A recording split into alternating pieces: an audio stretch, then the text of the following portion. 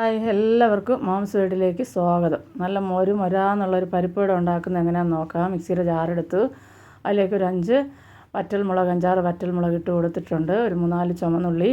ഇനി നമ്മൾ കുതിരാൻ വെച്ച് വെള്ളം വാർന്ന് പോകാനായിട്ട് വെച്ചിരുന്ന നല്ല പരിപ്പ്, അതും കൂടെ കടലപ്പരിപ്പ് അതും കൂടി ഇട്ട് കൊടുത്ത് ഇതുപോലെ ഒന്ന് നമുക്ക് ചതച്ചെടുക്കാം, ഒന്ന് അടിച്ചെടുക്കണം.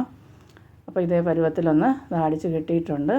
ഇനി നമുക്കിത് ഇതിലേക്ക് ആവശ്യത്തിനുള്ള മറ്റ് സാധനങ്ങൾ ഇട്ട് കൊടുക്കുക. അപ്പം ഇഞ്ചി പൊടിയായിട്ട് അരിഞ്ഞത് ആവശ്യത്തിനുള്ളത്, അതുപോലെ തന്നെ 2-3 തണ്ട് കറിവേപ്പില അതും ചെറുതായിട്ട് കുനുകുനാന്ന് അരിഞ്ഞെടുത്തിട്ടുണ്ട്, അതിട്ട് കൊടുക്കുക.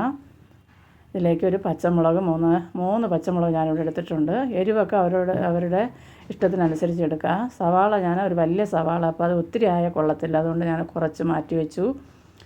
അതും കുനുകുനാന്ന് അരിഞ്ഞിട്ടേക്കുന്നത്.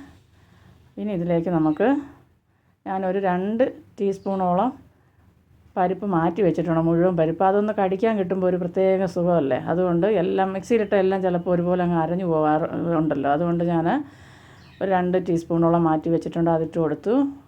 ഒരു 3/4 ടീസ്പൂണ് പെരുംജീരകം, മുഴുവനെയുള്ള പെരുംജീരകം, പിന്നെ എനിക്ക് ആവശ്യത്തിനുള്ള മുളക് പൊടി, ഒരല്പം കായപ്പൊടി, ആവശ്യത്തിനുള്ള ഉപ്പ്. ഇനി നമുക്കിത് നല്ലപോലെ ഒന്ന് കൈകൊണ്ട് കുഴച്ചെടുക്കാം.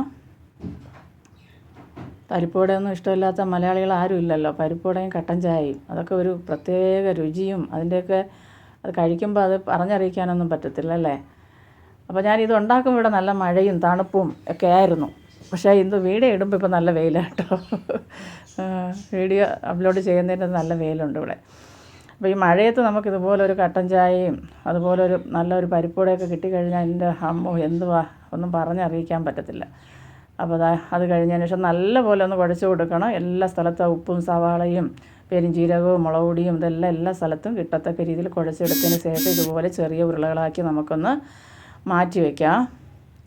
അപ്പോൾ ഞാൻ എടുക്കുന്ന എൻ്റെ മൊബൈലിന് ചെറിയൊരു കംപ്ലയിൻ്റ് ഉണ്ട്. അതിൻ്റെ ഡിസ്പ്ലേ പോയതിന് ശേഷം നമ്മളിപ്പോൾ ഡ്യൂപ്ലിക്കേറ്റ് ഇട്ടേക്കുന്നുണ്ട്. ചില ഇടയ്ക്കിടയ്ക്ക് ഒരു നീല കളർ കാണിക്കുന്നുണ്ട് കേട്ടോ. അപ്പോൾ അത് എത്ര ഫോൺ അങ്ങോട്ടും ഇങ്ങോട്ടും തിരിച്ച് വെച്ചാലും അത് ശരിയാവുന്നില്ല. അപ്പോൾ അതിന് ശേഷം നമ്മളിതാ എണ്ണ തിളപ്പിക്കാൻ വെച്ചു. കൈയുടെ വെള്ളയിൽ നമ്മൾ ഓരോ ഉരുള ഇങ്ങനെ ചെറുതായിട്ട് കൈയുടെ വെള്ളം ഒന്ന് നനച്ചതിന് ശേഷം അതിലേക്ക് ഉരുള എടുത്ത് വെച്ച് കൈ കൊണ്ടൊന്ന് പ്രസ് ചെയ്യുമ്പോൾ ഇതുപോലെ ആവും. തിളച്ച എണ്ണയിലേക്ക് ഇട്ട് കൊടുക്കുക. അപ്പോൾ വട ഉണ്ടാക്കാനൊക്കെ എല്ലാവർക്കും അറിയാം, പ്രത്യേകിച്ച് അത് പറഞ്ഞു തരേണ്ടതൊന്നുമില്ല.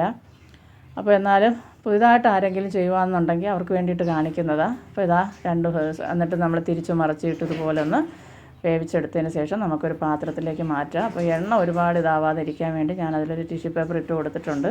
അതിലേക്ക് നമുക്കിനി ഈ വട കോരി മാറ്റി വയ്ക്കാം. അപ്പോൾ ബാക്കി വടയും ഇതുപോലെ ബാക്കി നമുക്ക് ഉരുളകൾ ഇതുപോലെ കൈകൊണ്ട് തന്നെ ഒന്ന് പ്രസ് ചെയ്ത് ഇട്ട് കൊടുക്കാം.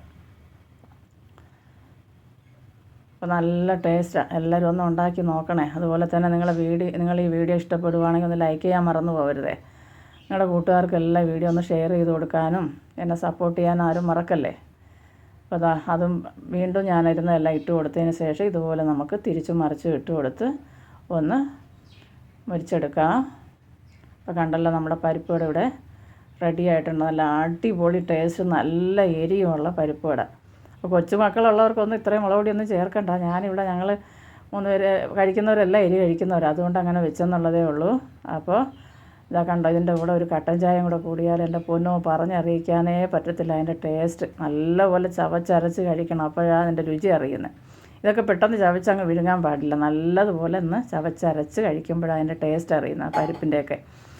അപ്പോൾ ഈ വീഡിയോ ഇഷ്ടപ്പെടുവാണെങ്കിൽ എൻ്റെ ചാനലൊന്ന് സബ്സ്ക്രൈബ് ചെയ്യാനും ലൈക്ക് ചെയ്യാനും ഒന്നും മറന്നു പോകല്ലേ. ബായ്.